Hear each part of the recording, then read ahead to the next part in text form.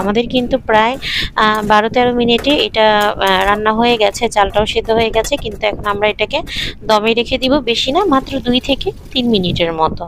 এরই মাঝে কিন্তু আমাদের রান্নাটা কি কমপ্লিট। তো এই তো এখন দেখেন আমি এখানে খাওয়ার জন্য সব কিছু নিয়ে বসে গেছি। আর এই যে দেখেন আমি কিন্তু চুলো থেকে হাঁড়িটা নামিয়ে, কড়াইটা নামিয়ে একদম সরাসরি এখানে নিয়ে এসেছি। আর এখন এই যে উল্টে পাল্টে নিচ্ছি। দেখেন এটা কত ঝরঝরে হয়েছে, আর এটা খেতে এতই মজার, আর কিচ্ছু লাগবে না। এটা কিন্তু জাস্ট এমনি এমনি খাওয়া যাবে।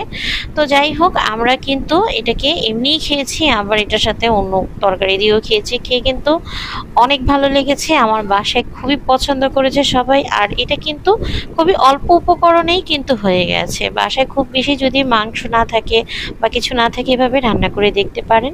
তো কেমন লাগলো সবাই জানাবেন। ভালো লেগে থাকলে লাইক কমেন্ট শেয়ার করবেন। সবাই ভালো থাকবেন, সুস্থ থাকবেন।